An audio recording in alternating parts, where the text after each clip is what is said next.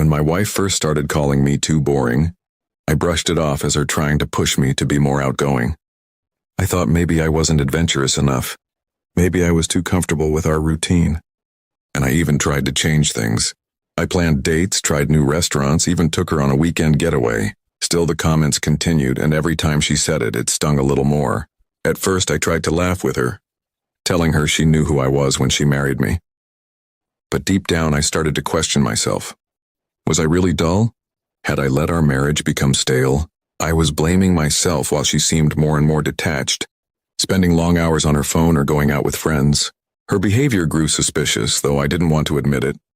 She suddenly cared much more about how she dressed, buying new clothes and lingerie.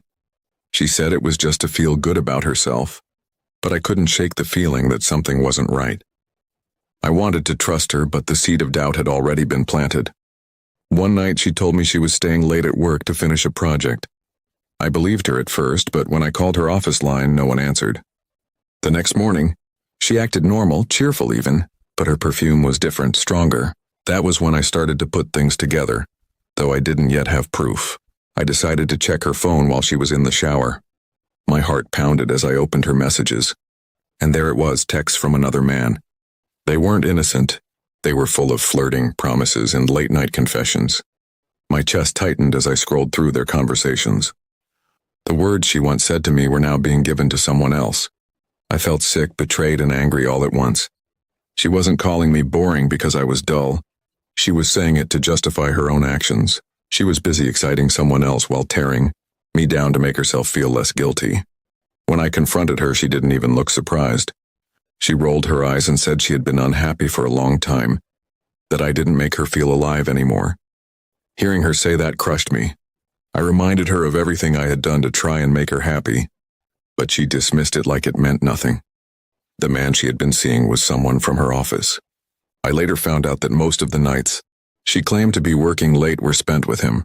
They had been together for months and I had been blind to it, convincing myself that she still loved me. After our confrontation, I couldn't look at her the same way. Every smile, every laugh, every I love you she'd said during that time felt like a lie. I realized the marriage I thought we had was already over long before I uncovered the truth. I moved out not long after. Packing my things, I felt both heartbreak and relief.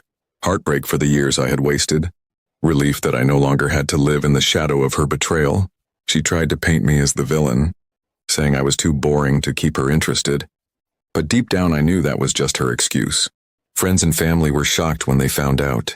Most of them couldn't believe it, because to the outside world, we looked like a stable couple.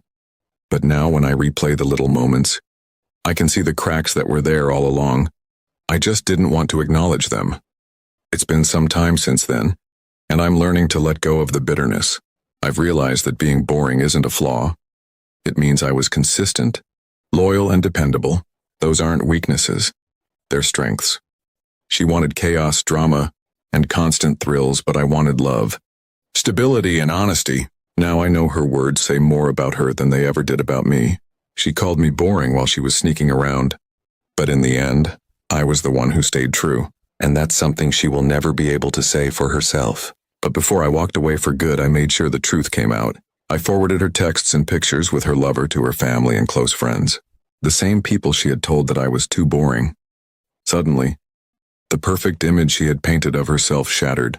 Her lover, terrified of the exposure, quickly cut things off with her, leaving her alone and humiliated. Now I know her words say more about her than they ever did about me.